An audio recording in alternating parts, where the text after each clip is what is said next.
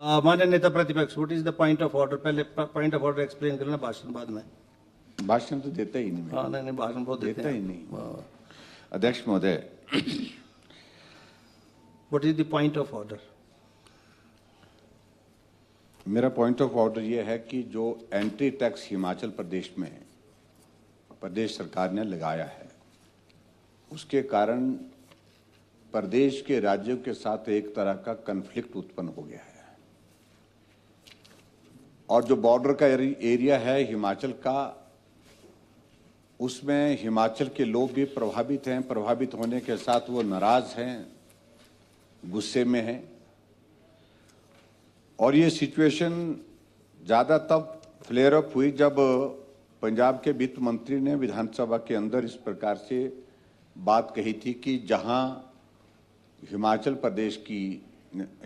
प्रदेश में पंजाब की गाड़ियों पर, बाहर की गाड़ियों पर जो एंट्री टैक्स लगाया, तो हम भी हिमाचल की गाड़ियों पर एंट्री टैक्स लगाएंगे। जगह जगह प्रदर्शन हो रहे हैं और जगह जगह वो नाराजगी जाहिर कर रहे हैं लोग। वो चिंता का विषय हमारे लिए ये बना है कि कोई व्यक्ति अगर पंजाब में हमारा ये हिमाचल का जा रहा है, वहां कोई कानून व्यवस्था की ऐसी स्थिति पैदा हो गई जिससे उनको परेशान किया जाए। हमारे यहाँ हिमाचल के लोगों को परेशान करने के साथ कि गाड़ी के साथ कुछ इस तरह की कोई घटना घटित हो गई, तो इस सारी चीज की जिम्मेवारी अगर है तो वो प्रदेश सरकार के ऊपर है। मैं आपके माध्यम से माननीय मुख्यमंत्री जी से आग्रह करना चाहूंगा कि इस विषय की गंभीरता को समझते हुए आप पंजाब की सरकार के साथ टेकअप करें और दो सरकारें बैठ करके आपस में इस विषय में समाधान निकालने की दिशा में आगे बढ़े। और हिमाचल प्रदेश में जो टैक्सी यूनियन है वो भी नाराज है, जो टूरिज्म सेक्टर से जुड़े हुए हमारे हिमाचल प्रदेश के लोग हैं वो भी नाराज है, क्योंकि इसका इम्पैक्ट जो है मैसिव है। दो राय नहीं है, आय हिमाचल प्रदेश की बढ़नी आवश्यक है, उसके लिए उस दिशा में ये प्रयत्न है। लेकिन उसके बावजूद ऐसी स्थिति नहीं बननी चाहिए कि इस फैसले के कारण कानून व्यवस्था की स्थिति पैदा हो जाए पड़ोसी राज्य के साथ। ऐसी स्थिति नहीं बननी चाहिए कि हिमाचल प्रदेश के लोगों को बहुत बड़ी असुविधा का सामना करना पड़े। इसलिए मैं चाह रहा हूं कि मुख्यमंत्री जी इस संदर्भ में संज्ञान लेकर के आवश्यक कार्रवाई करें और तुरंत करें। माननीय अध्यक्ष महोदय, ये सत्य है कि ब्यास नदी के और सतलुज नदी के कारण जो नुकसान हर बार बारिश के इस मौसम में हो रहा है। मैं आपके माध्यम से माननीय मुख्यमंत्री से जानना चाहता हूं, आप कह रहे हैं कि ब्यास नदी को चैनलाइज करने की बात कह रहे हैं कि हम आने वाले समय में इस बात को लेकर के आगे बढ़ेंगे। फेज्ड मैनर में करना होगा, क्योंकि इसके लिए जो पैसा लगेगा वो बहुत बड़ा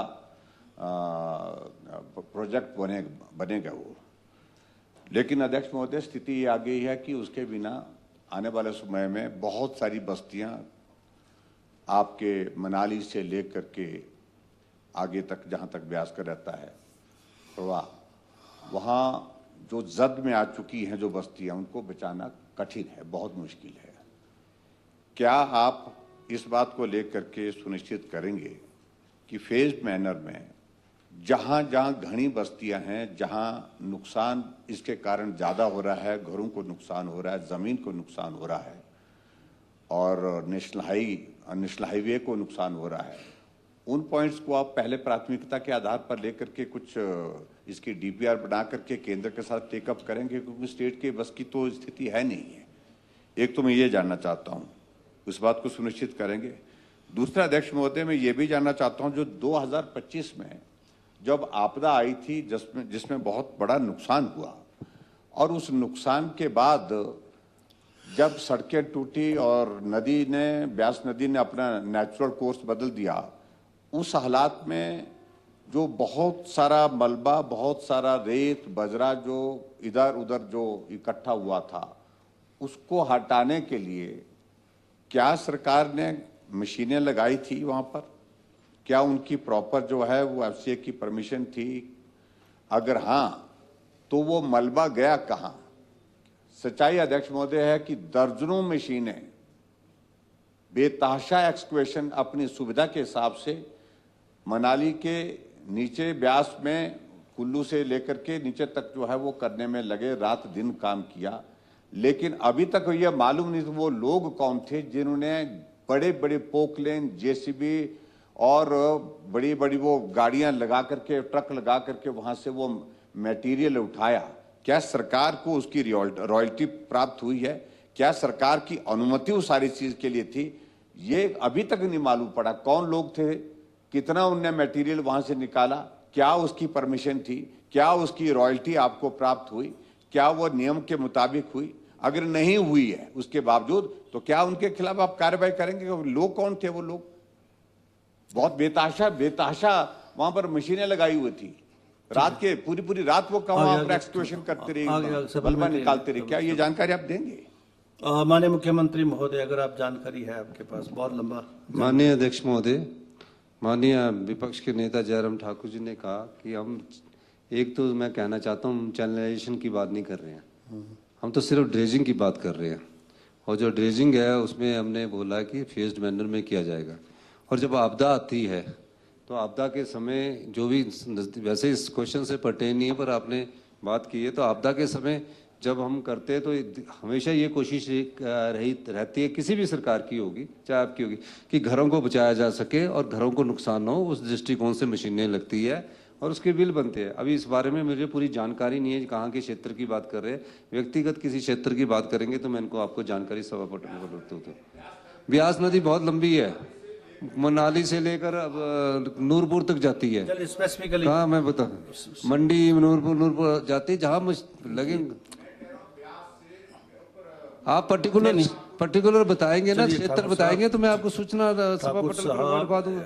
वैसे तो इस प्रश्न से संबंधित ही नहीं है, आपने पूछ नहीं, वो ड्रेजिंग की बात ठीक है, पर आप की बात कर रहा हूँ, डिटेल इंफॉर्मेशन मांग रहे, कहाँ ड्रेजिंग की बात कर रहा हूँ मशीन लगेगी। नहीं, ड्रेजिंग की आप बताएंगे। This is a issue pertaining to dredging, और आप गुस्से में ही रह रहे हैं, कहाँ मशीन लगी, कहाँ, वो चलो ठीक है ना, वो that is apart from this question ना। दूसरा मेरी मत रहे करो, अगर आपको है पता तो मेरे को बता दो ना, ड्रेजिंग के नाम पर किया होगा, गलत किया होगा, इंक्वायरी करवा। बातों से काम नहीं चलेगा, और जो चीजें की जा रही हैं वो हेल्थ डिपार्टमेंट को उस दिशा में ले जा रही हैं जहां गरीब आदमी का इलाज और कठिन होगा और मुश्किल होगा। इस बात को सुनिश्चित कर रही है सरकार। बजट लगभग 1,500 करोड़ रुपए पिछले की तुलना में कम है। आप गप्पों से कब तक चलाएंगे?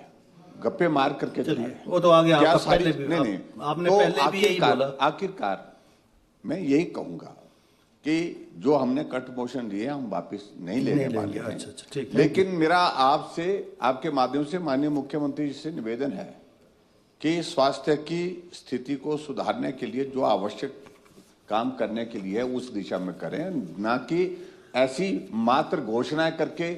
आप जो है वो, हम नहीं बोल रहे हैं कि आप जो है रोबोटिक सर्जरी की व्यवस्था मत करिए, आप करिए, लेकिन यहाँ बिस्तर पर जो है पड़ा हुआ मरीज, उसको बेसिक सुविधाएं नहीं उपलब्ध हो पा रही है। चलिए, उसके बारे में आप कब सोचेंगे? चलिए, अब और आपने ये जो एजेंडा आपने अपनाया है कि बड़े स्केल पर बड़ी परचेजेस करनी, बड़ी मशीनरी परचेज करना, तो ये बहुत सारी चीजों को लेकर के आने वाले समय में ये सारे मुद्दे होंगे। इसलिए मैं कह रहा हूं कि जो बेसिक स्वास्थ्य की सुविधा देनी चाहिए उस पर काम करने की। माननीय अध्यक्ष महोदय,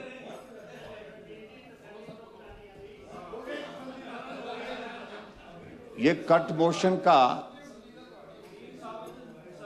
समय विपक्ष के विधायकों का होता है, जवाब भी तो देना पड़ता है। जवाब अध्यक्ष महोदय, सैंक्टिटी सारी चीजों की अगर इस तरह से खत्म हो जाएगी कि क्लैरिफिकेशन के नाम पर मुख्यमंत्री जी ने भाषण दिया 50 मिनट से ऊपर, क्लैरिफिकेशन नहीं, that is medical education. Clarification नहीं, क्लैरिफिकेशन इन्होंने पहले ऐसा बोला होता कि मैं जवाब देने के लिए खड़ा हूं तो मेडिकल एजुकेशन के बाद तो उसका जवाब ही नहीं। अध्यक्ष महोदय, आपने समय क्लैरिफिकेशन का नाम पर मत करिए आप, मतलब मैं बहस नहीं करना चाहता हूं।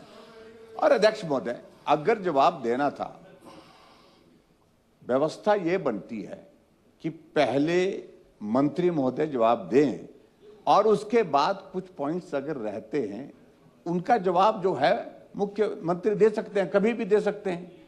और ये कह रहे हैं कि जो है वो मेडिकल एजुकेशन मेरे पास है, हम इस बात तो स्पेसिफिक 5 मिनट 7 मिनट की बात अगर कहनी होती है तो बात समझ में आती है। चलो तो अब और ज्यादा समय जा रहा है। लेकिन जब जिस तरह से अभी किया जा रहा है, अब हो गया, अब आगे उनको नहीं ये गलत व्यवस्था। ऐसा ना कि आपसे उम्मीद है, इनसे नहीं है। मैंने दे दी आपसे है। हमको उम्मीद है मैंने कि इजाजत दे दी है ना व्यवस्थाएं ठाकुर बनी साहब। रहेंगी अब और इनसे तो व्यवस्थाएं जो है वो तार होने की चलिए हम चलिए, मान करके चल आगे रहे हैं। आपकी बात आ और गई। मैं समझता हूँ कि अब जब जवाब दे दिया, अब मंत्री जी के प्रति मैंने हमारा लॉ सम्मान किया है। आप मंत्री जी के अभी प्रति आपको हमारा भी लॉ सम्मान है, किया। लेकिन मुझे लगता है कि अब आपके हो गया, भी जवाब पूरा हो आपने गया। जो कहना था वो कह दिया। आप अगली डिमांड पर चले हम।